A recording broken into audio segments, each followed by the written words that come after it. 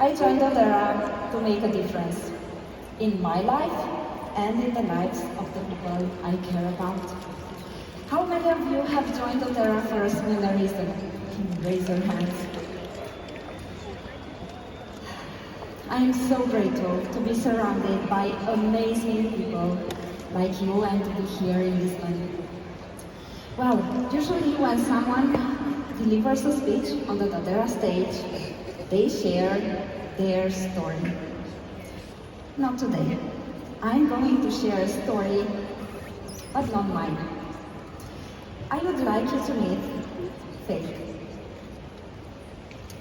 When she was 13, she met a young boy in her native hometown who promised her love and a family. While her own life at home was abusive and challenging, his proposition was enticing. He courted her for several weeks and then suggested her to live with him and stay at his parents'. Once she did, Faith realized that he was not who he initially said she was. He was. She was quickly taken to a large city in the USA where she was forced into child trafficking. She was told that if she refused, her family would be killed. For the next 4 years, Faith was abused, often more than 30 times a day. She was routinely beaten, totally isolated, and forced to drink alcohol. Near death, during a rare moment of opportunity, she escaped to the police station where they rushed her to a hospital and connected her to a temporary safe house. There are over 40 million victims of human trafficking globally that are enslaved and forced against their will. Most of them are women and children. For them, it is not only difficult to escape, but also to rebuild their lives once they manage to gain their freedom.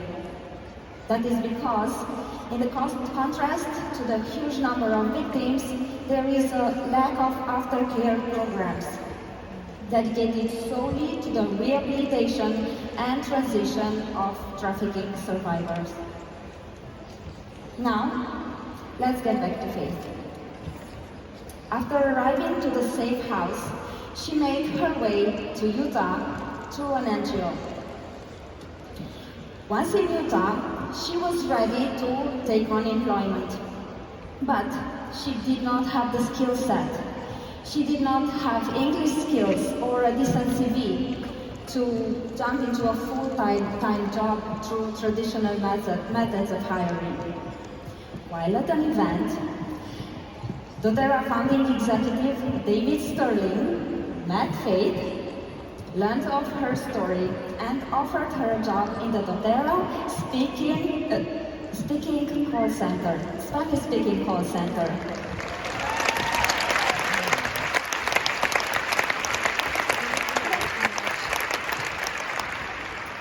She remembers that opportunity as the first time anyone ever had faith in her as a learning, growing, and capable individual.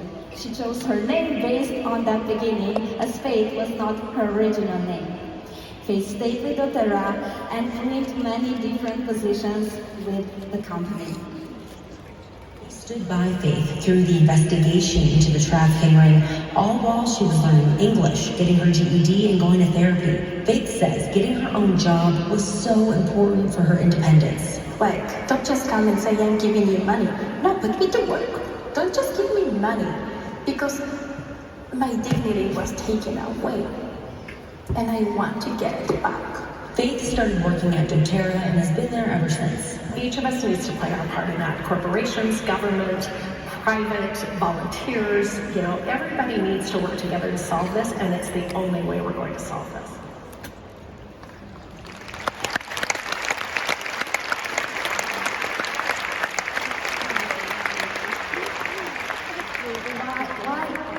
As her life began to settle down, remember she was a giver, as we learned before, she started thinking how she would help other victims of human trafficking rebuild their lives.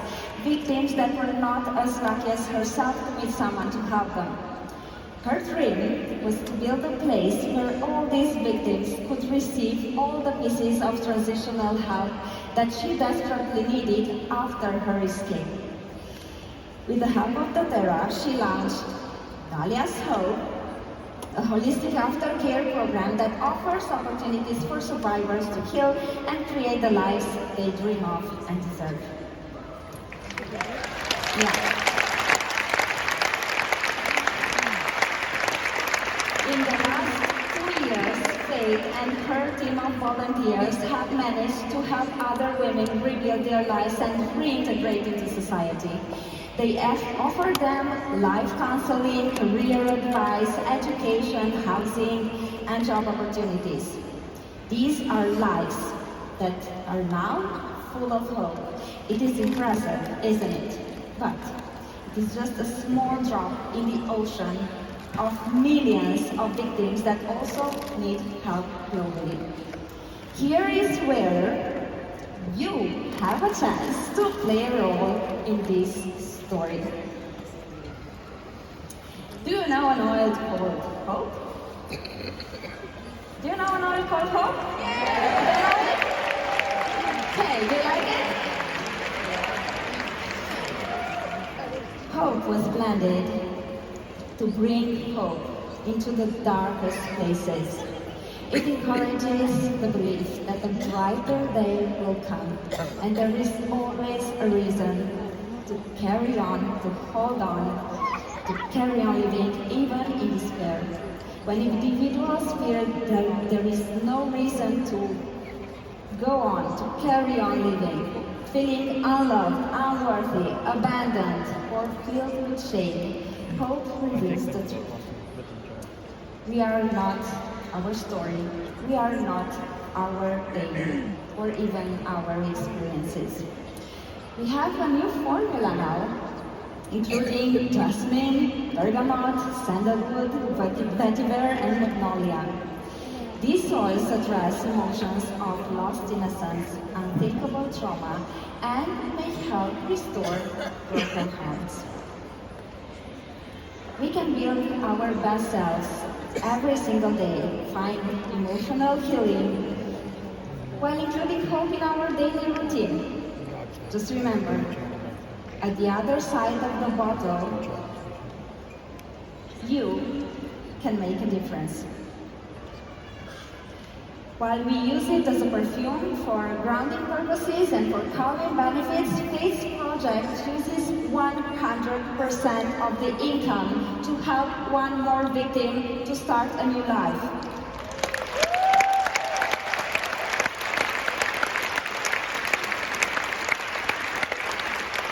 When placing your next order for yourself and your loved ones, also think about Faith and similar projects and all the victims that do not have the freedom that we have now. Add this amazing essential oil blend into your cart for the girls that struggle to rebuild their lives after months and years of abuse. Life matters, and there is always a reason to carry on living. Yeah. There is always a reason to hope, isn't it? All the net benefits from our purchase of hope are directed to fight human trafficking and modern slavery through the Hope Action Plan. Every single one of us can bring hope to someone in need. Many survivors are still fighting on their own. We can open doors for them by being part of the solution. We can make a difference in prevention, in supporting rescue and restoring freedom.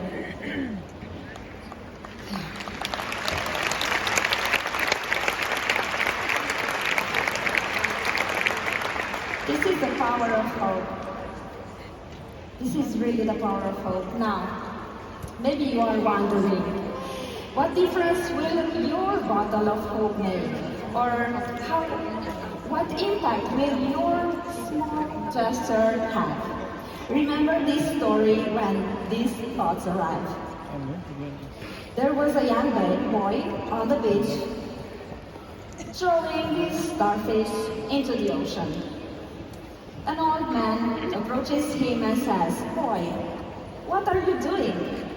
"Well, the tide is low, the sun is high, and if I don't get them all back into the ocean, they are going to die." The man says, "You look down the beach. There are millions of them.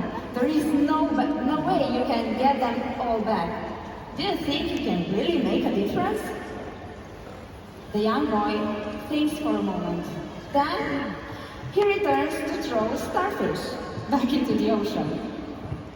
He turns to the older man and says, "I don't know, but I know I just made a difference for that one."